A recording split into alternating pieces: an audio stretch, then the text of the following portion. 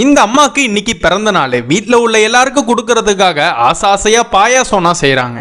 அது மட்டும் இல்லாம இவங்க எல்லாரும் குடும்பத்தோட டூருக்கு வேற கிளம்புறாங்க. இவங்க வீட்டுக்கு இவங்க பொண்ணும் மருமகனும் வராங்க.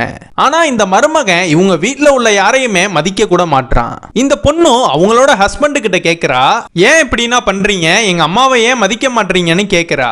உங்க அம்மா உனக்கு நிறைய நகனா போடுறேன்னு சொன்னாங்களே, இன்ன வரைக்கும் எதுவுமே போடவே இல்லை, என்ன அசிங்கப்படுத்திட்டு இருக்காங்கன்னு அவன் சொல்றான்.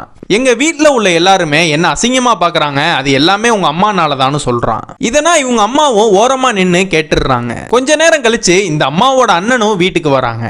ஏனே நம்ம தான் டூருக்கு கிளம்புறமே, கையில பேக்கே இல்லாம வரீங்க அப்படின்னு கேக்குறாங்க. அதுக்கு அவரும், இல்லம்மா நான் இன்னொரு நாள் வரேன், எனக்கு வேலை இருக்கு, நீங்க போயிட்டு வாங்கன்னு சொல்றாரு.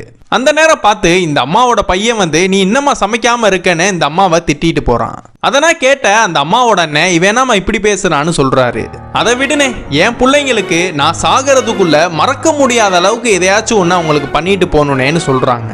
அதுக்கப்புறம் இவங்க எல்லாரும் டூருக்கும் கிளம்புறாங்க. அந்த அம்மாவோட அண்ணனுக்கு ஒரு ஃபோன் வருது. டூருக்கு கிளம்பி போன இவங்க எல்லாருக்கும் ஆக்சிடென்ட் ஆயிருச்சுன்னு.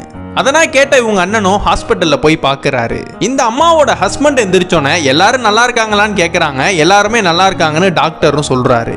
என் மனைவி எப்படி இருக்கான்னு கேட்கறப்ப அவருக்கு என்ன சொல்றதுன்னு தெரியாம தயக்கப்படுறாரு. ஆக்சுவலா என்ன நடந்திருக்குன்னா, அந்த டூருக்கு போன எல்லாருக்கும் கண்ணு, இதயம், கிட்னின்னு எல்லாமே போயிருக்கும். இந்த அம்மாக்கு மட்டும் ஒரு சின்ன அடியோட தப்பிச்சிருப்பாங்க. இது மாதிரி அவங்க அம்மா கிட்ட, உங்க கூட வந்தவங்களுக்கு நான் கண்ணு, இதயம், கிட்னின்னு எல்லாமே போயிருச்சுன்னு சொல்றப்ப, ஏன்ட்ட இருக்கிறத எடுத்து கூட அவங்க எல்லாரையும் காப்பாத்திருங்க, நான் செத்தாலும் பரவாயில்லன்னு சொல்றாங்க. அதனால் கேட்ட அந்த டாக்டரும் முடியாதுன்னு சொல்லி வெளியில போயிடுறாரு. இந்த அம்மாவும் கையை அறுத்துக்கிட்டு அந்த இடத்துலயே இறந்துடுறாங்க. அது மூலமா வந்த கண்ணு, இதயம், கிட்னின்னு அவங்க பசங்களுக்கு கொடுத்து அவங்களுடைய உயிரை காப்பாத்தி தன்னுடைய உயிரை பறிச்சுக்கிட்டாங்க.